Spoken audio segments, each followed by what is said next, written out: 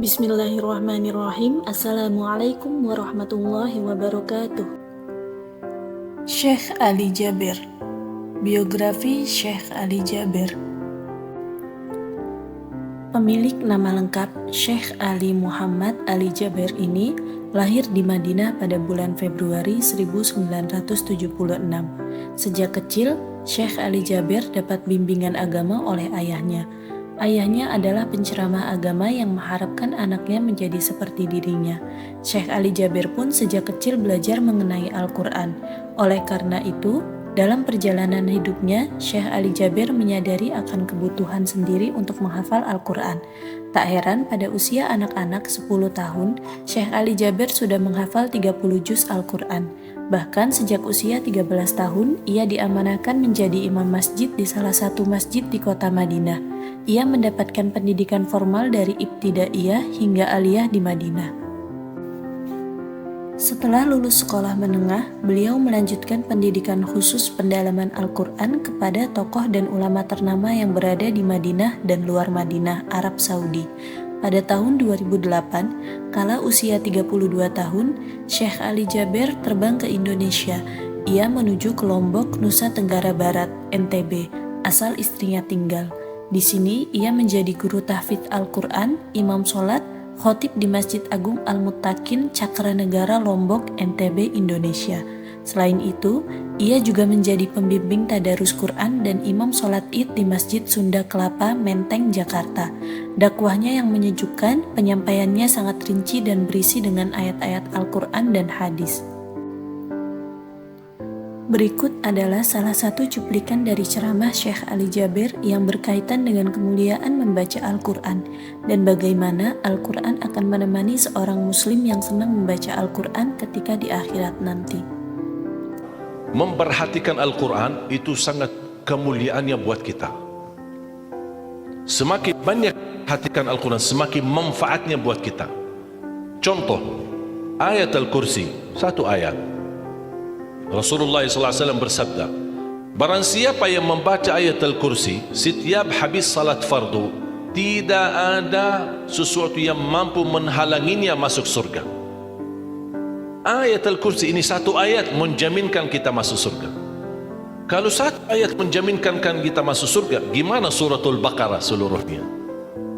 Gimana lagi 30 juz Al-Quran?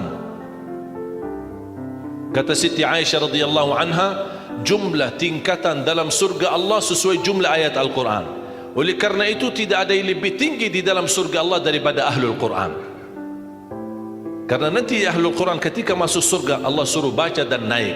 Baca sebagaimana kamu baca di dunia dan naik posisimu dan derajatmu di dalam surga.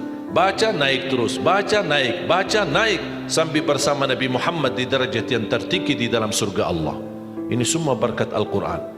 Belum lagi syafaat Al-Quran, belum lagi anak penghafal Al-Quran menghadiahkan 2 mahkota untuk kedua orang tuanya, belum lagi setiap satu huruf dapat 10 kebaikan, belum lagi Al-Quran akan menemani kita saat sakratul maut, belum lagi Al-Quran akan temani kita saat menghadapi mungkar nakir di dalam kubur, belum lagi saat dibangkitkan oleh Allah akan bersama Al-Quran sama kita, belum lagi saat dihisab Al-Quran akan menemani kita, belum lagi saat kita berjalan di atas sirat Al-Quran masih berkenan menemani kita sampai ke pintu surga. Bahkan ketika masuk surga Al-Quran tidak akan tinggalkan kita, masih terus masuk bersama kita di dalam surga sampai naik derajat yang tinggi di dalam surga Allah Subhanahu wa taala. Kewajiban kita cuma satu, coba berapa panjang balasan Al-Quran sampai ke surga, tapi diminta cuma satu, berkenan menjadikan Al-Quran teman kita di dunia. Temanilah Al-Quran, akan Al-Quran berkenan temani kita sepanjang hayat, bahkan sepanjang perjalanan kita menuju surga. Itu kemuliaan Al-Quran. Cukup ada seorang ulama dari At-Tabi'in bernama Abdullah As-Sulami, Abu Abdurrahman Abdullah As-Sulami. Beliau 70 tahun mengajar Al-Quran. Ditanya, wahai imam, apa yang membuat kamu sabar sampai 70 tahun mengajar Al-Quran?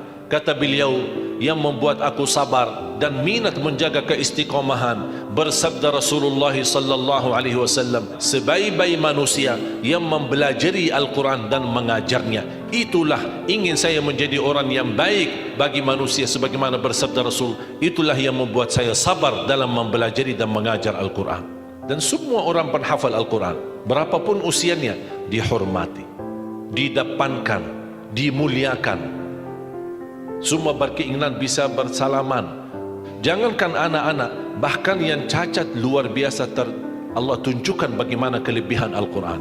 Allah tidak akan melepaskan Al-Quran menjadi jaminan ditolong. Kami telah menurunkan Al-Quran dan kami akan menjaganya. Di antara terjaga Al-Quran secara fisik, terjaga Al-Quran secara tulisan, terjaga Al-Quran secara suara, dan terjaga ahlul Quran, para penghafal Al-Quran.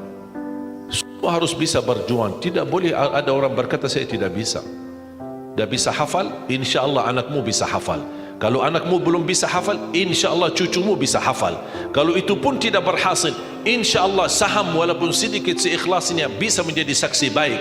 Infaknya, sedekahnya, ikhlasnya, zakatnya, wakafnya, semua bisa menjadi saksi baik. Karena kita mendapatkan sebuah kemuliaan Al-Quran. Al-Quran kitab suci yang tidak ada keraguan di dalamnya. Sayang sekali kita bisa kehabisan berhari-hari tidak baca Al-Quran. Kenapa setiap juz 20 halaman? Ternyata saya bisa bentuk cara mudah mengkhatam Al-Quran. Setiap waktu salat baca 4 halaman, 4 kali 5 waktu 20, sudah khatam 1 juz. Sebaik-baik amal sedikit tetapi istiqamah daripada banyak tapi terputus.